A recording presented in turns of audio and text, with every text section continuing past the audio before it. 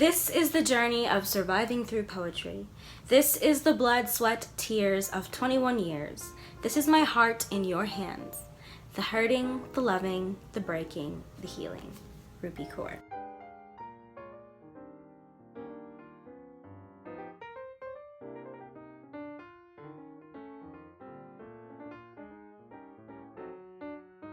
Hey everybody, welcome back to the Poets Corner. I'm Anna, and today we're going to be discussing the very famous, very beautiful work of art done by Rupi Kaur, Milk and Honey. So this book is comprised of 4 parts that were mentioned in the back. The hurting, the loving, the breaking, and the healing. It is a story of one girl's journey in finding herself through writing poetry, and basically poetry was her only means of finding herself. It was all that she could do after a very traumatic experience in her life, that writing was the only thing that she had. And so she just did it. She just started it. She had to, because it was the only way to survive. Which is why I find this book so beautiful. I personally have never been through what Rupi Kaur has been through, but yet I still relate to the fact that writing is a way that we get through all of our struggles, whether they are abuse or just loneliness or depression or anxiety.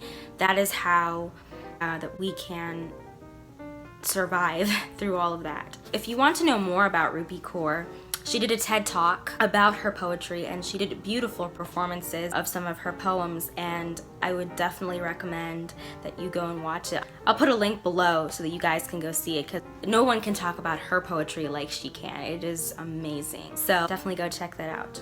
Anyway, so the first part of the book, The Hurting, is obviously about her experience hurting, but sort of her background almost, and where she came from and what happened to her just is described more through the very first part of the book.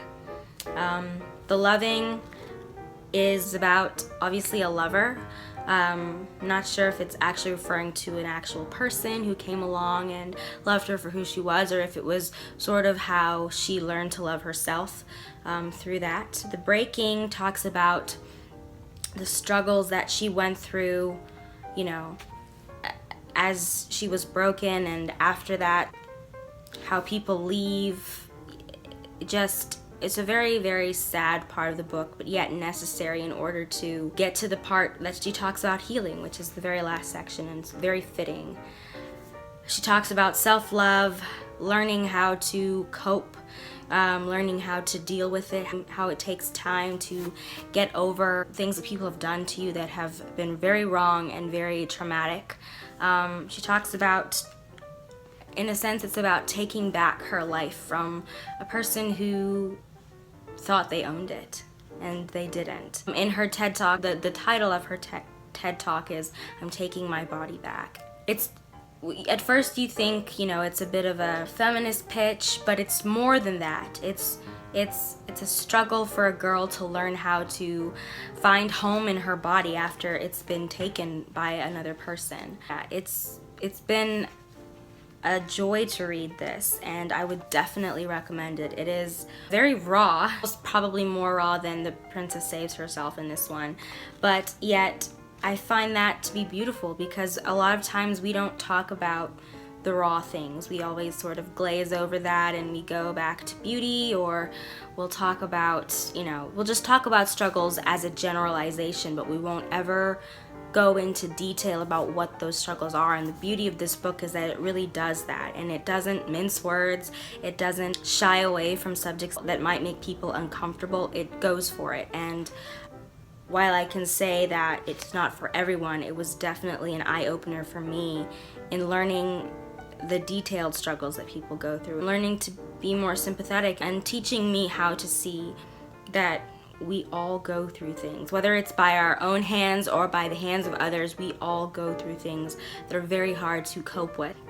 Mental health in this country is something that is not talked about enough, and yet it affects so many people that we don't even know it affects. It has touched them. And so this book is a journey for anyone who wants to just have something in common with someone who is going through something similar.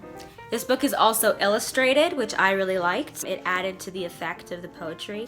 It's got just sketch drawings. I don't know if you can see that. I'm trying to, there we go. It's just sketch drawings of things that are related to her poems. I think that's New York City. I think she also did them herself, although I'm not sure. I think she talks about that in her TED Talk, how she also drew as well as wrote poetry. I love that they surround her poems. They become a part of her poetry. I think that's really cool to see.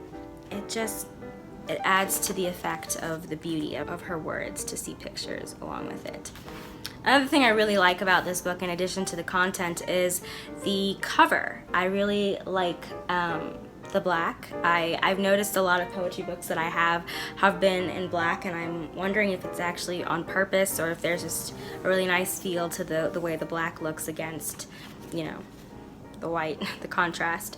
Another thing I really like is the bees. They go really well with the title, I think, Milk and Honey. It's almost as if it's nourishment. It's a way to survive. Milk and honey is almost has a biblical tie back to the promised land, back to home, which I really liked in that as well.